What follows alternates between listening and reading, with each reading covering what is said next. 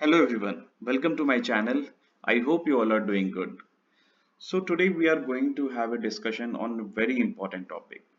So let's say I ask you a question that what is your actual return in your stock market or mutual fund portfolio? Are you able to tell me exactly? Have you tried to calculate what are your actual returns? If I ask you this, you will straight away go to your P&L screen and you will try to say that okay, I am currently 5% uh, I'm getting a 5% return, or maybe I'm having a loss of 2%, maybe I have 10% returns. But that is not your actual returns. That is just showing the amount you have invested and currently what is your profits. So it is calculated based on that. That is not your actual uh, profit or profit percentage or annualized return to say, right? So today we'll learn how to calculate your actual annualized return of your portfolio, of your mutual fund account, or maybe you can combine it both as well, right?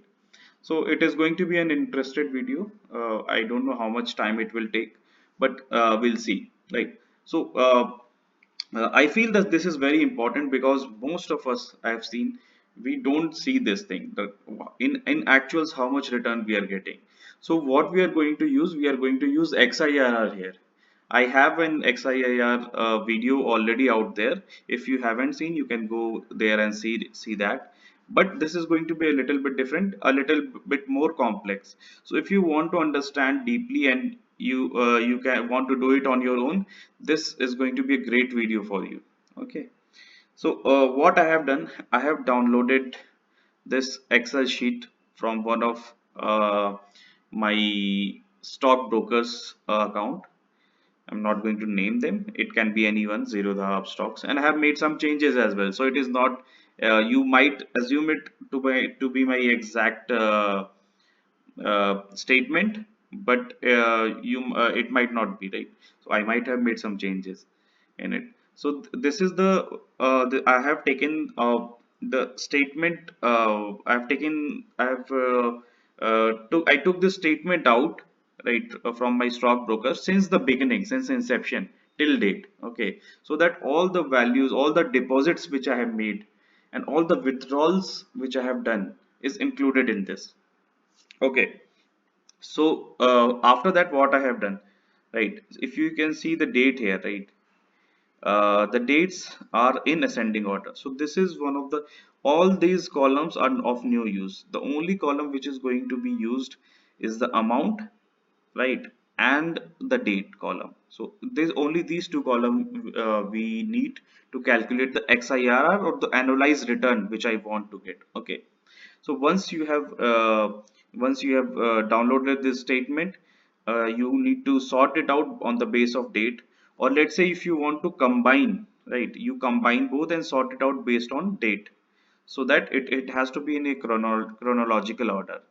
Once you have done that, so you can see that all my bank receipts and bank payments are in debit and credit. Okay, so if you can see, bank receipt will be in credit and the bank payment will be in debit. Okay, so I don't want these two in different columns. So what I will do, I will just add it up.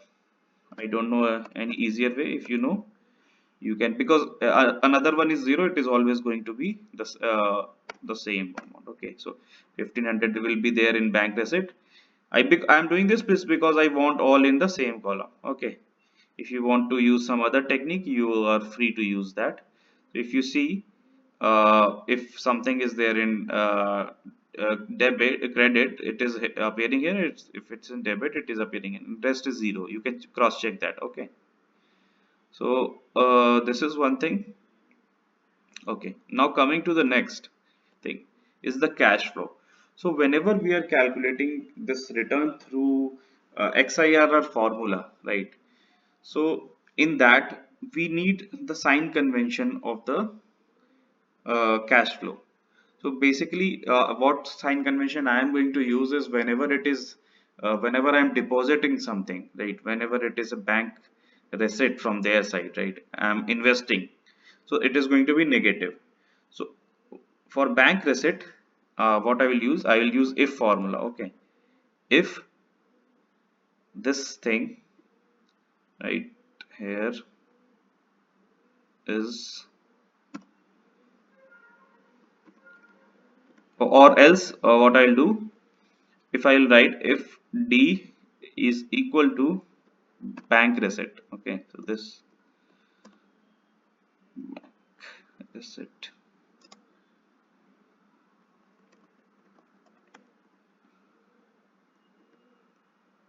Okay, so if it is bank receipt, we want it negative, right? Then the value here I want is this into -1, correct? Else I I only want this thing which is positive. Okay, so let's see if it works. It works, right? We can just double click here, and we can just see that whether everything is populating or not. So we'll just cross check if all the bank receipts are negative. Okay, so it looks like all the bank receipts are negative, and let me just check if all the bank payments are positive. Okay, so everything looks positive. Okay, there's no negative in this. So I hope you are still there with me. So just wait and watch for the final thing also. So we have what till now what we have done. We have identified the date column, which is which we want in chronological order. Okay, so only these two requirements are there. Your date should be there in chronological order, and then you should have your cash flow, and in cash flow there should be sign convention. Whenever you are depositing or investing, it is negative. Whenever you are withdrawing, it is positive. And one more thing after this which we need to do is very important. So okay, this statement will give you how much money you have invested, how much money you have withdrawn, but the thing is there, we have to include one more row. So you might not have withdrawn all your investment at once, and that is not possible also, right? It is not practical. So what we need the final amount which you have with you. So your current investment amount, let's say you currently you are invested 5 lakhs, and but you have your current value of your investment is 7 lakhs, then you have to give me that figure. You have to put in here that particular figure. Let's say I only have rupees 1 lakh in my in rest of is there resting in my account. Okay, so I'll put this figure here, and it has to be positive because it is because I'm assuming that I'm withdrawing it, okay, at once. So for this calculation you just have to assume that this is to be with this is available for withdrawal. Okay, so the sign convention will be positive there.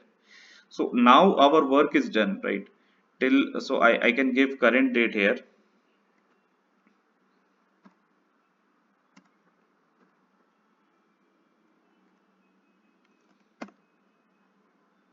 I hope it recognize the format, or else let me do one thing.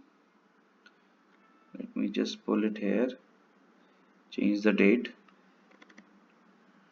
Okay, so we are good here. It will recognize it, not an issue. So we have the dates again, right?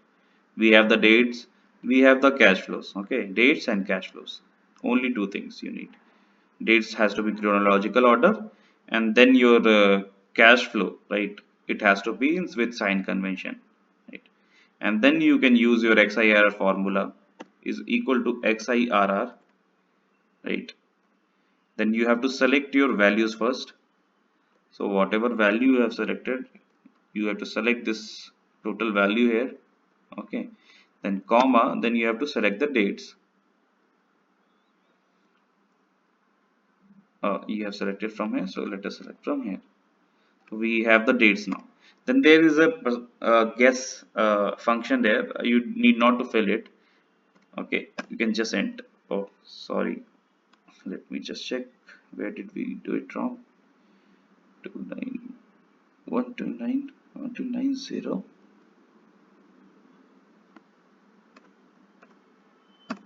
Okay, yes. So now we are getting this XIR value coming up to be 18%. That means whatever return on my investment which I got yearly is 18%, which is not a bad value, right? So this is not I've only already given a disclaimer that this might not be exact, because I have hidden all those things, which was my personal account details. So you can consider this to be an example, right?